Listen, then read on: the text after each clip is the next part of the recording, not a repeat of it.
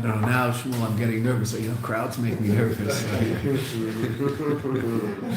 don't know, I start to feel insecure and when the people around. All right. Okay, the last thing the Rebbe was talking to us about was the idea of Ritzay, V'Shoiv, and Avodah, which is a it's a huge sugya, it's a real sugya in Chassidus. And here there's just a relatively short piece on it. But in order to get further, so let's deal with the end of Ritzay, V'Shoiv. Very important point that the Rebbe teaches in terms of how to make sure that the spiritual energy that comes as a result of the Ritzay is expressed properly in the Sheiv, in coming back into Elam Hazeh and expressing it in a proper way, because, and this is a general rule, energy that does not have a kli to express it will be expressed in negativity. It's just the nature of, that's how the Eibishter created the world. That's all Shvir, that's Shvir's Kelim. Right? It's all about Urs and Kelim. And if the is very powerful and is expressed in a Kli, amazing. If it's not, negative, there's no power. Negative reality results. So what's the means in our Veda to take that spiritual energy and process it and express it properly? So again, we got to this because the Rebbe says that the whole inyan of tzaras is ritzay without shoiv. It's a very powerful light, but it's not expressed properly down here in Elam Hazeh. So therefore it expresses itself negatively.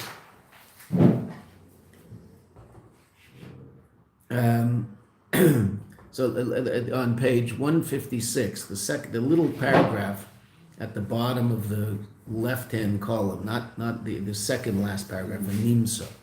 V'nimsa shapulas hashev, the action of shev, shala achrei ritzay, after the ritzay. Ritzay means ratz, to run, meaning to leave the world, transcend the world. He shegama eres elyonim, even the very powerful lights, the lofty lights, shalamayla mislavshis bekelim, that are beyond being drawn down into kelim, and for that reason, to connect to that level, I might have to transcend the world. Tnuasa would say, Yum Shechov Yizgalu will ultimately be brought down and will be revealed bekelim, Tnuasa Shev. And that's why Ritzay is such an important thing, because you'll say, well, if Ritzay is so dangerous, so then why do it? Meaning, why might it be dangerous? Because if I don't bring about a proper expression of it, then it can produce something negative. So then why even bother in trying to reach some sort of state of spiritual upliftedness? Because if it is brought down, then I'm able to bring down a higher level of light that then was clothed in kelim in my life until that point. What is shave? Return, literally. Yeah. Come back into Elam Hazeh. Right? Well, if it's Meaning come back down into everyday reality. What? If it's continuing to come back, or no, come back. The person transcends through some lofty spiritual contemplation, but then they come back. Right? The Ritzay is to that. Ritzay is ratz. Run towards the Eibishter, but make sure that all of that energy that you somehow create or whatever through that process is brought down into some sort of positive expression. So the Rebbe is going to explain how you do that. What is the kli that brings about the proper expression of the spiritual upliftedness, as opposed to just being spiritually uplifted. And I might even, up there, everything's one, so I could come down and think that everything's one, and there's no distinctions between A, B, and C, and I'll put my arm around people next to me and dance back and forth in a state of spiritual upliftedness. But the person on my right, I'm not allowed to put my arm around that person. Well, but I'm in such a lofty spiritual level, it doesn't matter. Yes, it does. Right? That's a problem. In order that there'll be the joining together of these two movements of Ritzay, again, a transcendence, a desire to come close to a Kadosh Baruch Hu, and Shoiv, coming back into the world and expressing that in your everyday avodah in a proper way. Halah, elevation, vamshacha, and drawing down, chesed and gvura. In order to bring about a synthesis of these two very powerful levels, there has to be a level beyond them that brings about this synthesis. And what's that? Bechinas Tiferes. So most people think Tiferes is just a mixture of Chesed and Gvura. No, Tiferes is ultimately a very powerful level of Elokus that Be'etzem is connected to Keter, Keser, right above, both above Chesed and above Gvura. And so therefore it has the power to bring about the synthesis of both, as we've talked about in many different ways in different contexts. You know? What's the difference between Bechinas and Hamadrega? Bechina is a quality, Madrega is a level. Quality versus. So it can be very similar, but you know.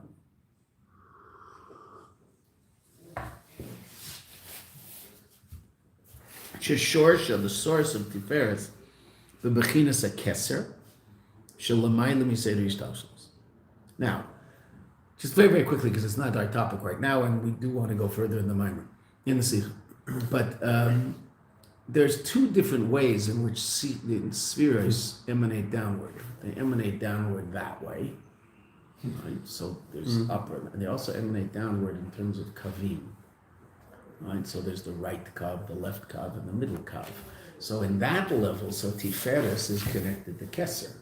So it's not coming from Chesed and Gvura, it's coming from what's above it, so to speak, and that's Keser. Das, but Keser. So for that reason, Tiferes is a very, very powerful level of Elokus, and is able to bring about the synthesis of Chesed and Gvura. Right? Sheshar shebechinas Keser Shemaim Seder Shal Yoda Naseb through Tiferes, and Tiferes is going to be Torah.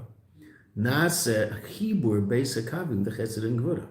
You bring together these two seemingly opposite but very necessary and powerful spiritual keches that we have in our neshama.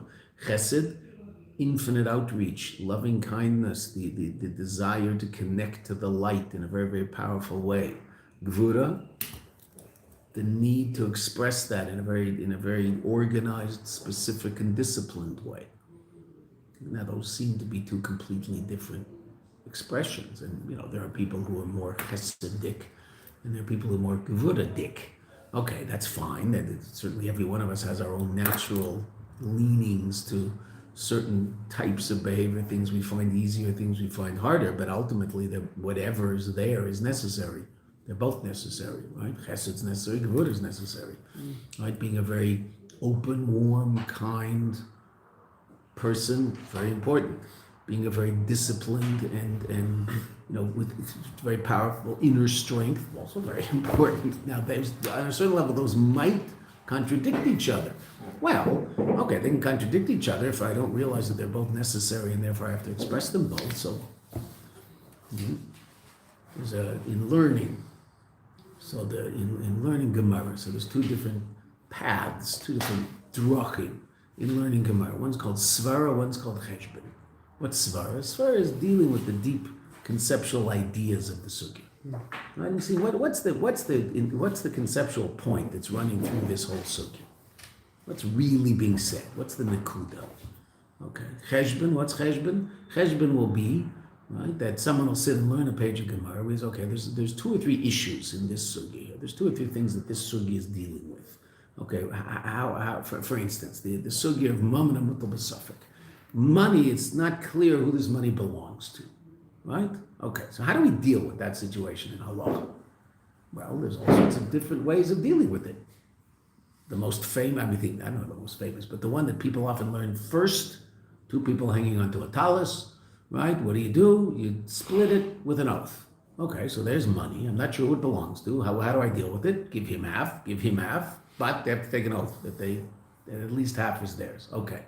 There's also cases where we'll split without an oath. There's also cases where we'll rely on what's called chazaka. Okay, who's got it in their pocket? Whoever has it in their pocket, the other person has to prove that it doesn't belong in his pocket, because after all, it's in his pocket, it must be his. Right? And that makes perfect sense. Otherwise, I could come up to Shmuel today and say, Shmuel, give me your hat. That's my hat. It's not your hat. Prove that it's your hat. It's ridiculous. I mean, he doesn't have to prove it's his hat. I have to prove it's not. He hasn't. Right? That's called the chazaka, right? Okay. So we deal with that. There's right, that's a sumkas. The idea of it's always divided. Now, which of these is preferable and which one applies in which situation? There's an interesting way of dealing with money that's doubtful. Kol da'alim gvar, strongest winds. Famous case in the Gemara about a boat in the harbor, and two people are in Beis Din arguing that the boat is theirs. What does Beis Din say? Run. First one there, it's his. Kol da'alim gvar. There's no way in the world we could possibly come to any halakha conclusion as to whose boat this is, based on the information that we have. Go. May the best man win. Cold says such a, okay, now obviously that's not in most cases, but there is such a psak halakha, and so all these, so any case I come into, the Rishonim are going to deal with that case and show which seems to be the most preferable way of dealing with such a situation of what's, again, mammon hamutal b'safek, money that's in a state of doubt. I don't know who this belongs to. Right? Okay, so what's the best way to deal with it? What would be the second best? What would be the third best? Where would I go? If I can't do A, what would I do next? Oh, well, I might go to B. Okay, fine. All the different Rishonim have different positions as to how that works. Making sense of all that and order of all that, that's called cheshbon. You're not dealing with the deep con. You're trying to understand conceptually why he might think this or he might just... The Rambam says boom, boom, boom, boom, boom. The Ritva says boom, boom, boom, boom, boom. The Rashba says boom, boom, boom, boom, boom. The Ramban says boom, boom, boom, boom, boom. Rashi says like this. Tosfos says like this. Okay, you got it all cheshbonos. It's all figured out. Okay, it's another way of learning. As opposed to, what's the conceptual difference between this and that? What's the point? What's the conceptual point that everything the Rambam says is based on? So you can learn either way. Right? A Bacher once came to the Rebbe and asked, he said, should I focus on cheshbon or should I focus on svara? And the Rebbe said, which are you best at? He said, cheshbon. So what, of course, did the Rebbe tell him to do? Focus on svara. Meaning, what you're good at, you're going to do anyway. Bring yourself to a point of understanding that heretofore was it was not the way you might be more naturally inclined, because they're both important. Okay, it's chesed and gevura, they're both necessary. A person might be more chesidic, more gevuridik. Okay, say they're good. I'm a so-and-so person. I am the most dangerous words around, because basically people say those words when they are trying to exempt themselves from doing something. I am a so-and-so type of person. Or I'm not a... Teaching Chassidus in the morning, what's a line you'll hear? Baruch Hashem, not around here. I'm not a morning person. Oh, okay. Now, I've been around long enough that I have students who are, former students who are 55, 60 years old, maybe more. You know what they turned into at a certain point? Morning people. Yeah, because driving into Manhattan at 5:30 is easier than at 7. If you're making $3 million a year in business in Manhattan, all of a sudden they become morning people. It's so interesting, right? And so they'll daven in Manhattan at 7. They'll drive in at 5:30 and get there at 6:30 and daven, and then they're there and they don't have to fight it. So it takes them 45 minutes instead of an hour and a half in the traffic. Morning person. Oh. That's interesting. On my Chassidus, I'm not a morning person. I'm a couple of $1 million a year. All of a sudden, I became a morning person. And I'm dating myself. That's Kleinegeld now. That was serious when they started. Okay. So whatever has to be done, and that's Ritzay V'Shev. It's Oris and Kalim. They're both important. V'zeu inyan Tadas Metzora. Let's finish up this paragraph. Then the Rebbe is going to take us into Golus and Google with all this. And that's the Indian of Taras HaMetzora. Zoistia Taras HaMetzora B'yim Tarasa. We said the source of the Tzaras is Ritzay without Shev. Very, very, very, very powerful light, but it's not being expressed properly. What's the remedy? Taras HaMetzora.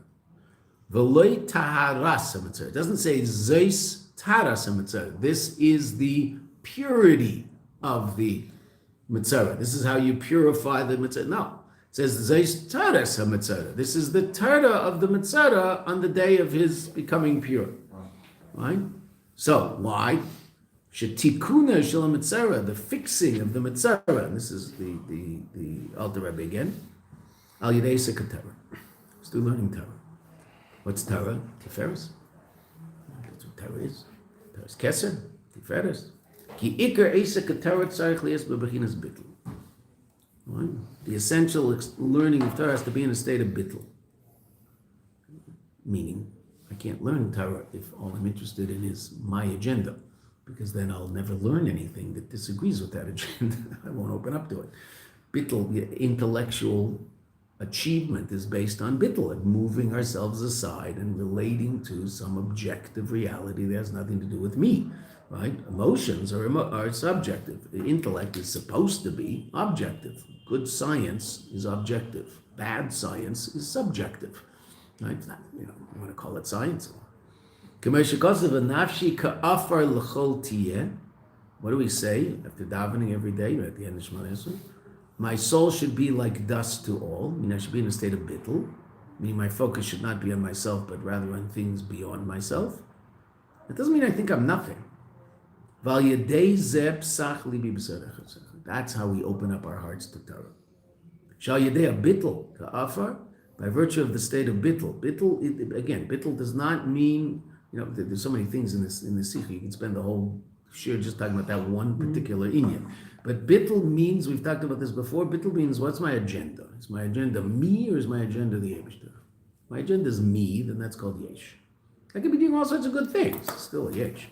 My agenda is the Eibishter, so that's bittul, and it's the person who's bottle who actually is able to accomplish a tremendous amount, because they're not letting all sorts of self-produced limitations get in the way.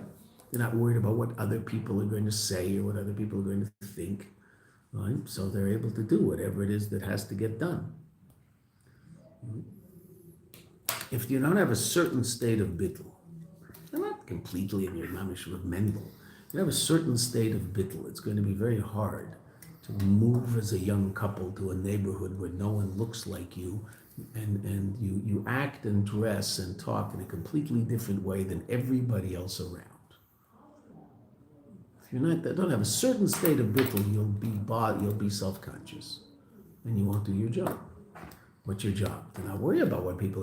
Obviously, they have to have a positive feeling about you, or else they're not going to have anything to do with you. But you're not worried about looking a little strange at first. Okay, so that's not what's bothering you. It's not in the way, right? Because that's not the issue. What people are going to think about me. That hopefully I can get people connected to something that's very, very much part of who they really are. Right? And obviously they have to have a positive connection to me, to the extent that I'm going to be the kli that helps them do that. Okay, but it's not about me. That's bittul. So they are bittul ka'afar nasa kli l'Torah. A person opens up to be a kli l'Torah. Because if I have my own ideas, my own agenda, right? Look, for one line can say it all. The famous question, right? Famous story. Someone came to the rabbi and said, Rabbi, I have so many questions.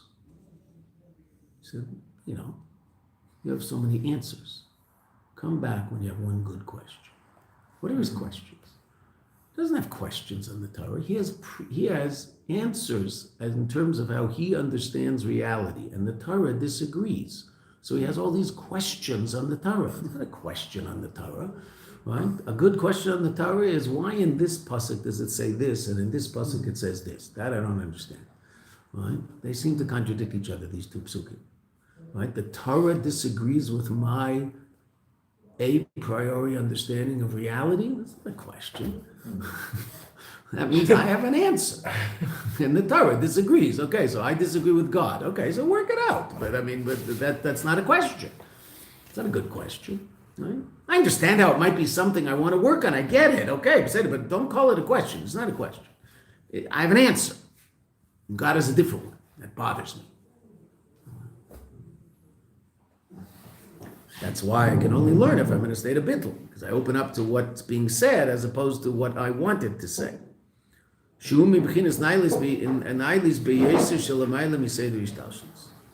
Right? The Torah is from a place beyond both chesed and gvura, bechinas at tiferes, and therefore it can bring about the harmony of those two. K'maymer Chazal, tiferes is zu matan Torah. Tiferes, that's matan Torah. V'lochin b'keicha lachaber beis ha'tanuyos would say v'shev. Therefore, the Torah has the ability to bring about the synthesis of these two seemingly opposite thrusts of avodah. That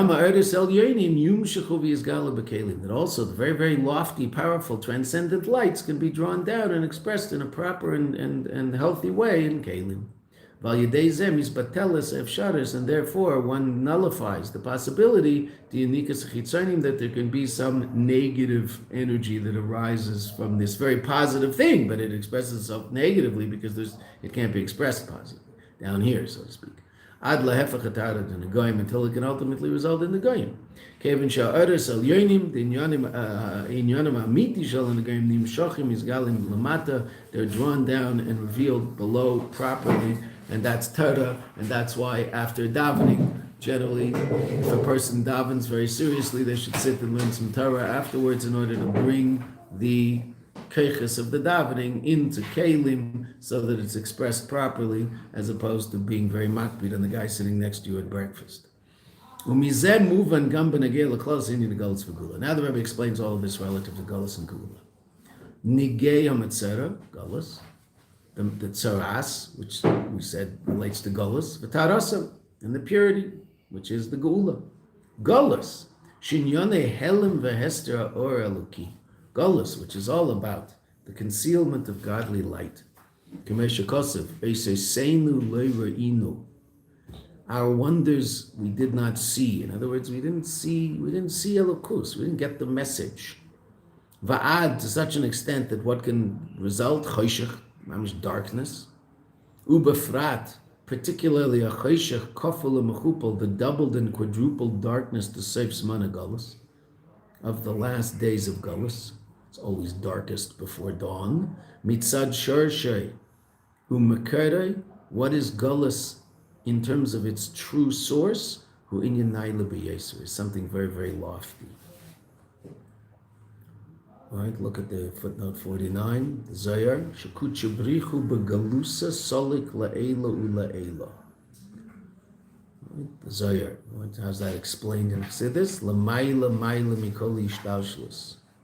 B'bechinas ha'atzmus mamish. What's Galus? So we've talked about this. We saw it in Basi Lagani, the Rebbe's Basi Lagani, that little bit of the Rebbe's Basi Lagani that we did. So what's choshech? So choshech is an absence of or. Okay. But there's a level of absence of or that is beyond light, and there's a level of absence of or that is below light.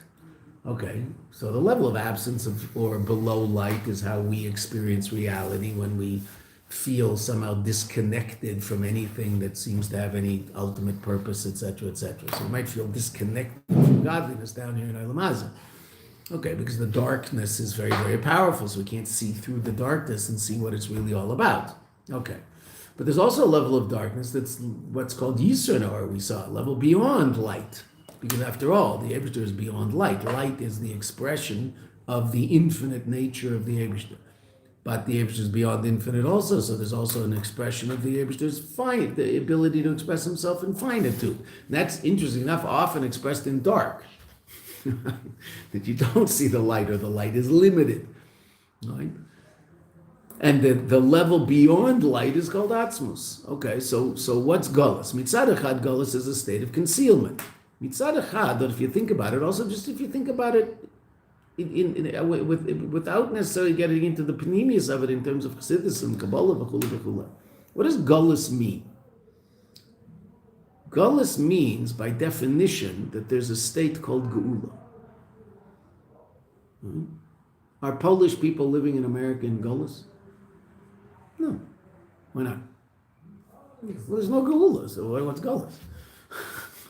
They maintain certain, let's talk Italians, they're nicer to talk about, right? They maintain certain cultural norms and certain ways of doing things, and they're very into food, and they're very into family, and they're, okay, besides there's certain things that Italians are known for, okay.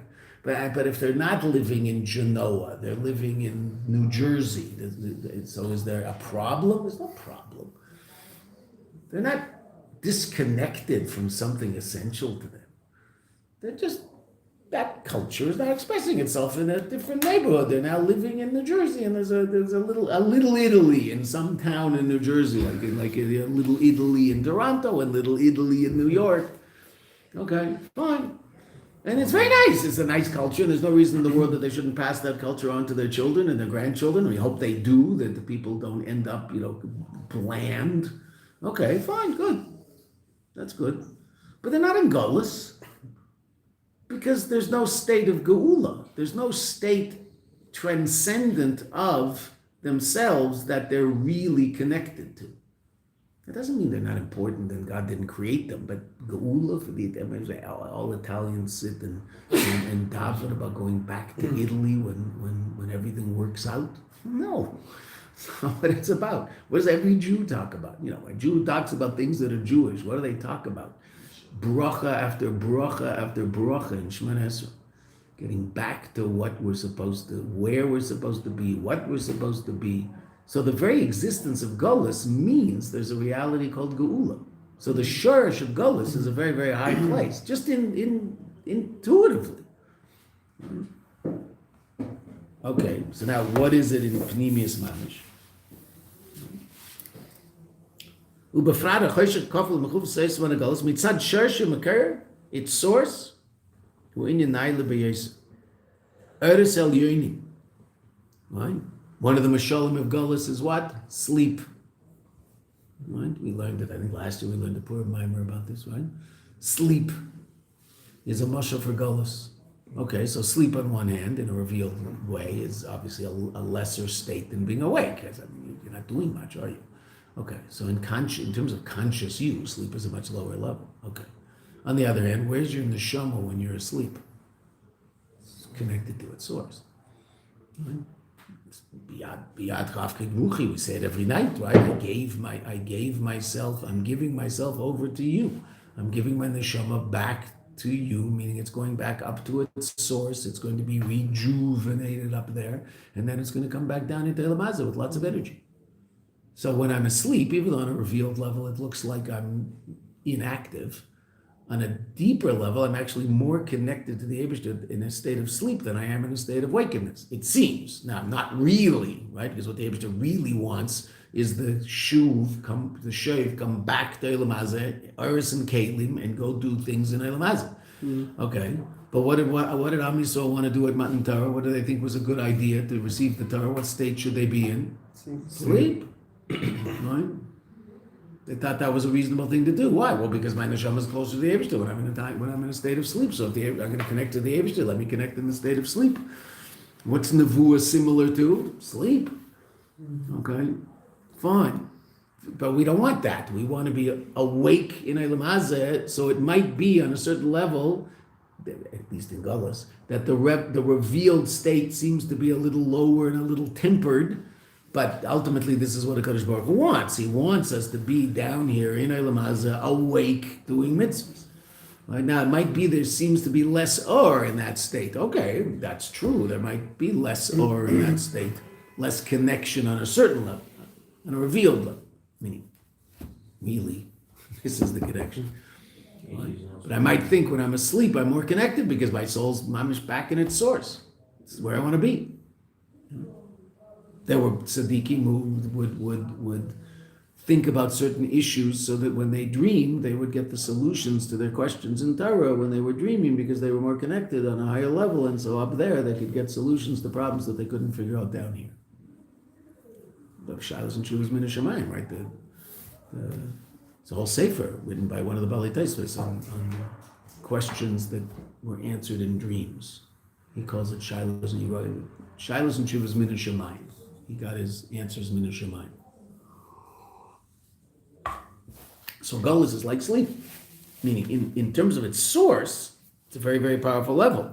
But down here it's expressing itself in a negative way because that very powerful light is not being expressed in the Kalim.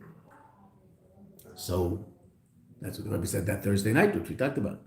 How do you bring about the end of Golus? Bring the Eretz to tell you into the Kalim of Tikkun. Bring the very, very powerful lights, which you might express themselves negatively, bring them into a positive expression. Let's see how you do that. That's through Torah. What does that mean? Let's see. Oresel Yonim Shalamaylim Izgalas B'Kelim. It's a very powerful light that's beyond being revealed in Kelim. Light Saras. Va'ad the Bechina Shalamaylim Igilu Ilagamre, the left-hand column on 157. Until it's a state that's beyond revelation completely. Lo Ra'inu. We don't see. Bechinas, the level of Yoshes Choshech Sisra.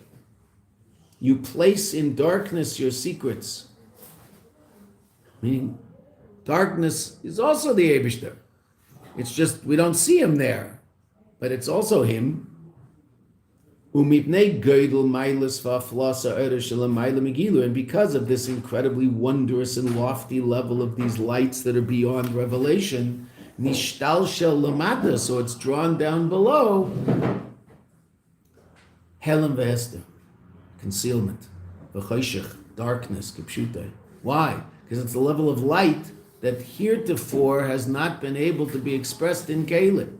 So therefore it expresses itself as the opposite of positive. From this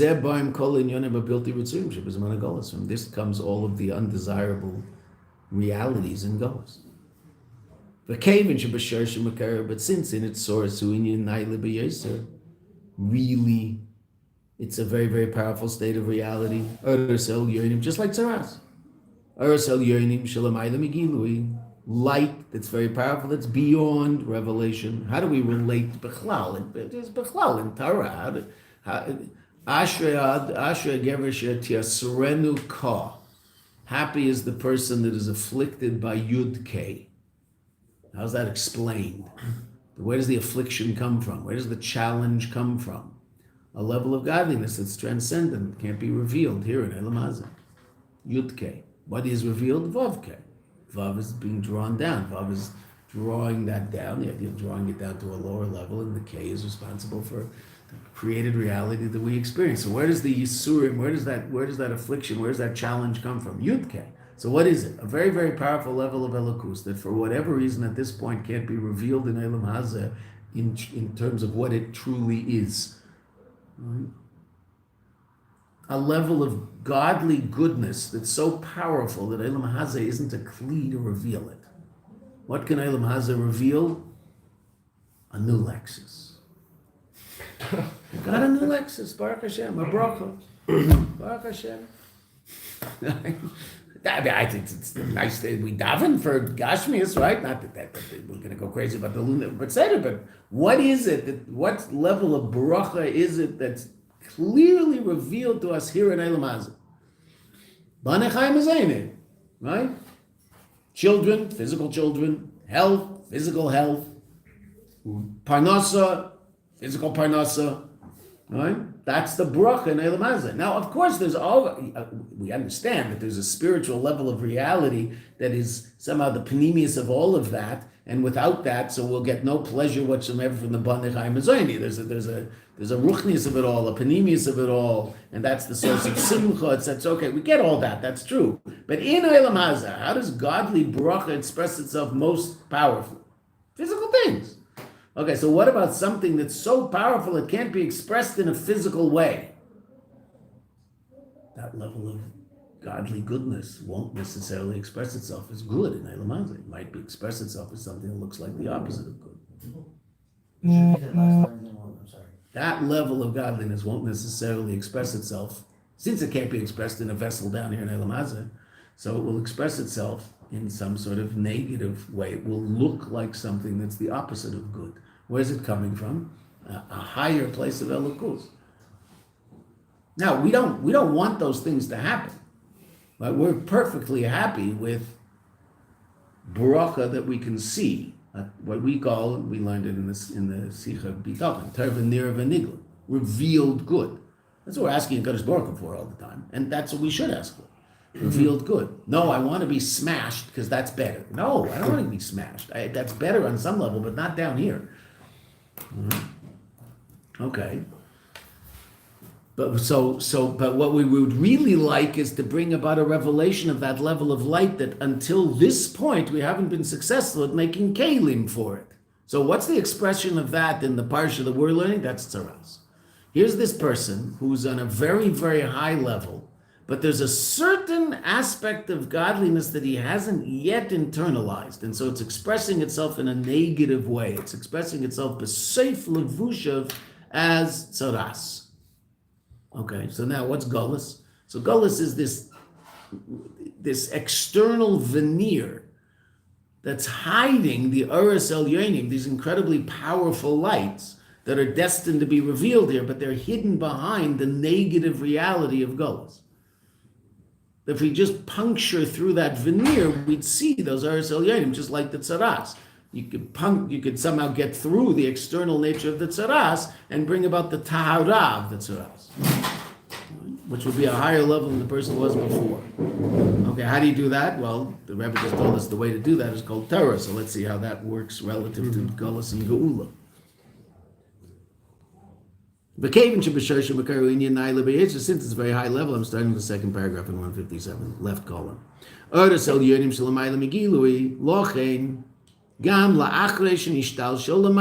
even after they've descended downwards, this very powerful level of godliness, but it can't be revealed yet in Elam Hazeh. There's not yet the Kalim in Elam Hazeh for this to be revealed positively. Therefore, it reveals itself down here in the case of darkness. Until it can ultimately express itself in something that's the opposite of Torah. That's only in external reality. Down here in the lower levels. And it's also only something touching. It's not essential. It's not something that's truly deeply embedded in the reality down here. Gullus is something very, so to speak, ethereal. It's just a thin external layer of reality, because what's really happening everywhere, what's it really all about, what's hidden behind the Gullus, Elokus. And we saw in Basi Lagani Atzmus, the most powerful level of Elokus. What is it that allows, on two levels, it's exactly the what's there and the reason that you and I can't see it are one and the same thing. Ultimately, we learned in Basi Lagani, the Rebbe Daled, that this world is created, the Mikayach Ha'atzmus, right, from the essence of HaKadosh Baruch Hu. Why? How do we know that? Because this world is a world where that notion of existence by virtue of itself is revealed, because we experience existence by virtue of ourselves. Now that experience is the source of unbelievable darkness in this world. Right? Unbelievable. The only creature that can do and act against the will of God is us. Lions can't, daffodils can't, only human beings can. That means the source of all evil is that creature called a human being. There is no evil outside of that being. Tsunamis are not evil. They're unfortunate and tragic, but they're not evil. Because evil is the opposite of God's will, because God's good. And and Ra is the opposite of that. There's only one being that can do that. Okay, that's us. Yay, us. Right? All of evil exists because of that creature. Okay. That being said, and that comes from the fact that that person has a very, very, very powerful experience of existence by virtue of themselves, and they get carried away with that and think that's actually true and act only in accordance with their own whims and whatever. So you do all sorts of things that are contrary to what God wants. But what's the true source of that experience? The highest level of godly reality. Just can't be. It isn't yet revealed. Once you and I overcome, that's what we learned in Masagani, overcome that that true experience of existence by virtue of itself. But we realize it's not true. I don't really exist by virtue of myself. I really exist by virtue of the fact that the Kodesh Baruch was constantly giving me energy. Okay, if I can connect to that truth within the context of the experience of my own existence, so then I'm revealing Atzma. The level of godliness that gives me that experience is the highest level of godliness imaginable. But, by definition, it's beyond revelation. If it were to reveal, what experience would I no longer have? I mean, at least not in the way that we have it.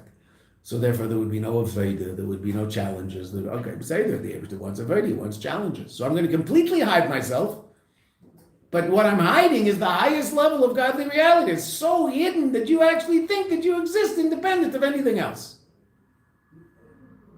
What level of godliness could give you that experience? Only Atzmos.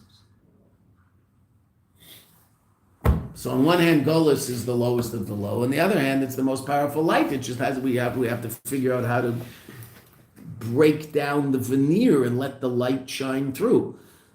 And the Rebbe is going to say here, but the next weeks after this Sikha, the Rebbe talked about it week after week. What's the difference between Goyla and Geula? Goyla being Golus and Geula being redemption? Aleph.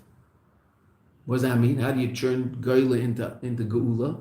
Find the Aleph, Aluf Shalem, find the God in the Golus. And you transform Golus into Geula. You have to do anything. Meaning it will just be transformed into its proper state. Because that's what it really is. What is Olam Hazeh? It's a dir b'tachtonim. That's what it is. Olam Hazeh is a place for the revelation of God. That's what it is. When the Eibishter looks at Olam Hazeh, he doesn't see hiddenness, he sees himself. When you and I look at it, we see hiddenness. Okay. But that hiddenness is ultimately teaching us that the deepest level of godliness is what's about to be revealed in this world. We just have to fight through the veneer. And it can be very frustrating because you can't quite figure out how to finish the job. The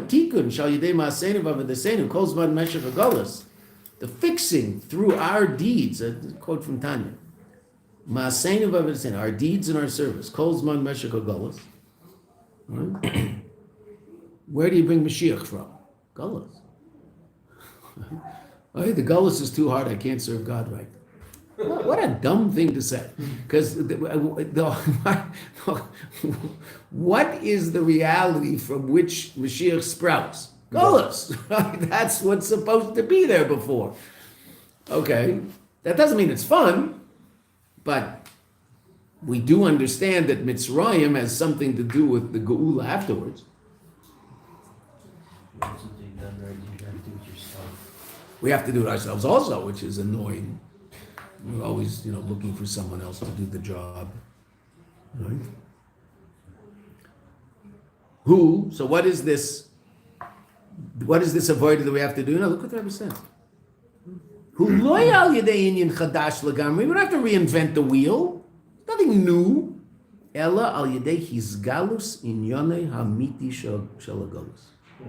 The revelation of the true reality of Golus.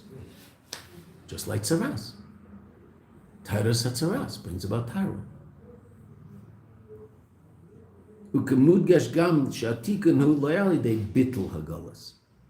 You're not nullifying Golus. Right here the Rebbe says it. Right, through the transformation of Golus into Geula. Because we're not destroying the world. We're just allowing the world to express itself in a completely different way.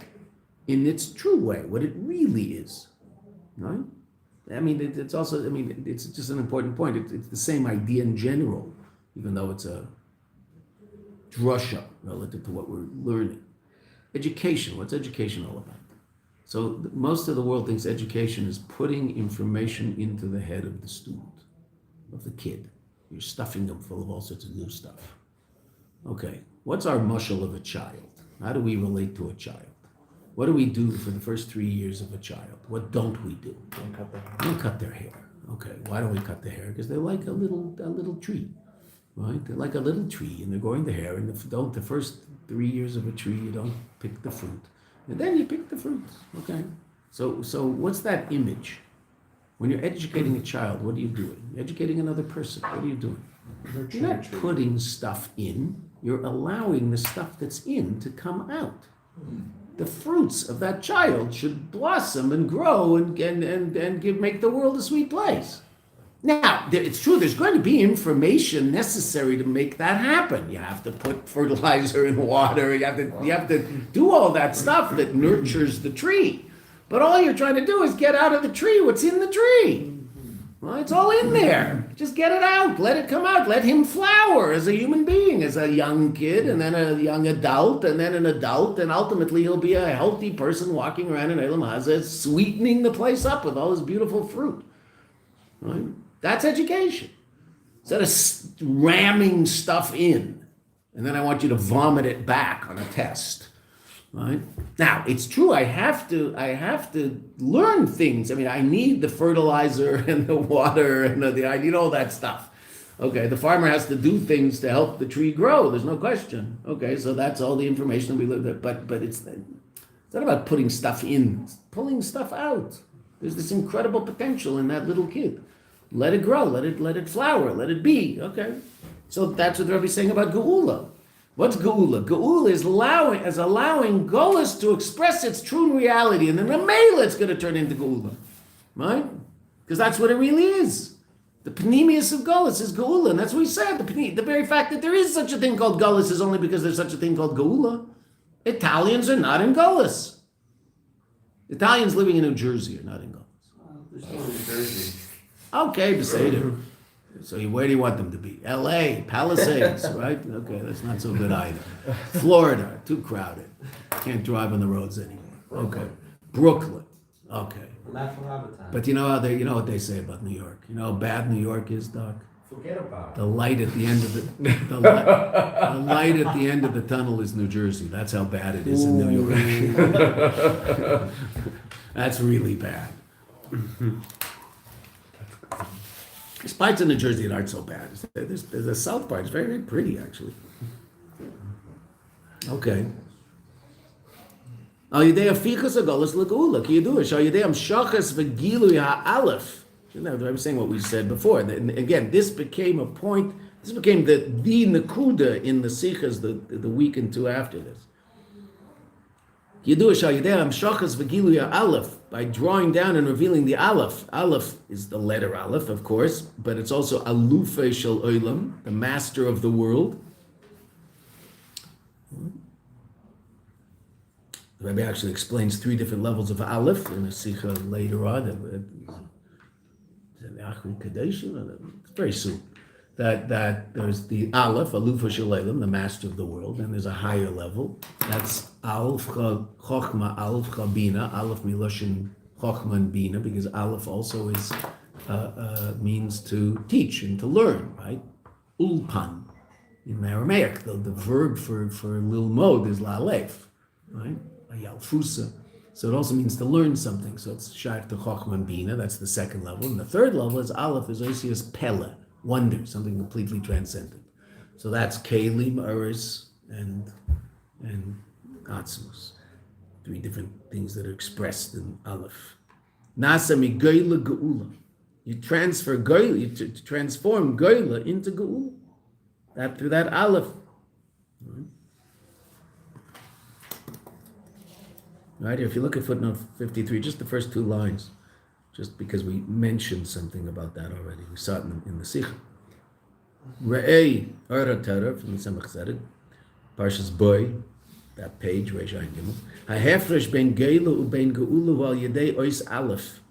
So over there, the Samach Zedek doesn't say Alufa Shalelim, the master of the world, Shehu Pele, which is the letters Aleph, Lamed, Fei.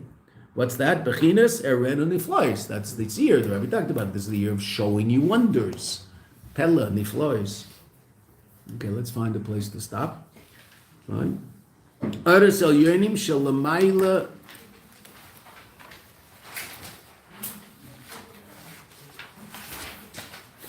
Shalamaila Migilui, that are beyond revelation.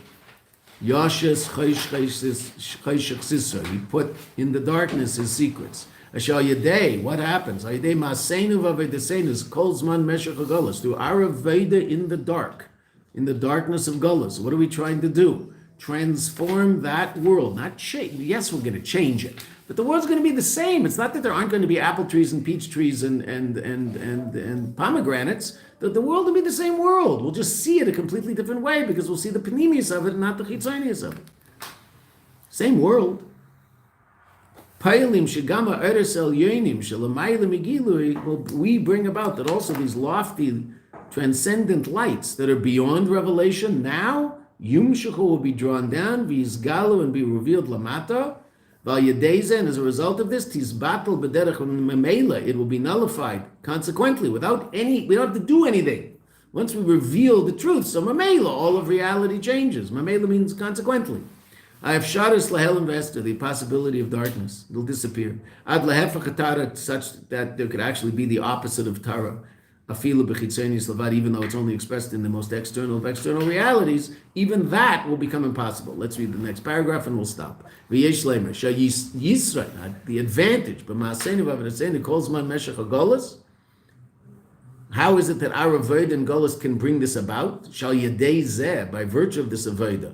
Pailin, we bring about sha'eres el yonim yumshchu v'izgalu lamata, these very lofty lights will be brought down and expressed positively below. Who mitzad habitl v'mesiris nefesh is a result of our bitl and our mesiris nefesh, and where is that expressed most powerfully? Shemud geshes beyesu beikar b'zman golas. What does golas call for? Mesiris nefesh, and it's that mesiris nefesh that ultimately is the kli for the revelation of the greatest level of godliness, and that's what the Rabbeim tell us is why the Eibishter likes golas. And he doesn't like colors, but he likes colors. Why? Our Mesiris Nefesh. The fact that we're willing to give up everything in order to serve him. The bittul of Mesiris Nefesh that comes from that place in us that is essentially connected to HaKadosh Baruch Hu. That place where, despite all of the challenges of Eilam Hazeh, we'll say, Azoiv v'nit andres, this is the way it is and there is no other way. We connect to godly light in such a way that even though it seems to be we're living in darkness, we don't accept the existence of the darkness, and we realize the darkness is just a place to connect to the most powerful light. Hakshura mekabeles mibechinas yochid, that level of our neshama which is connected to and receives its vitality from yochid, that level of HaKadosh Baruch Hu shelamayla mikol seder v'shlosh is completely beyond the natural order.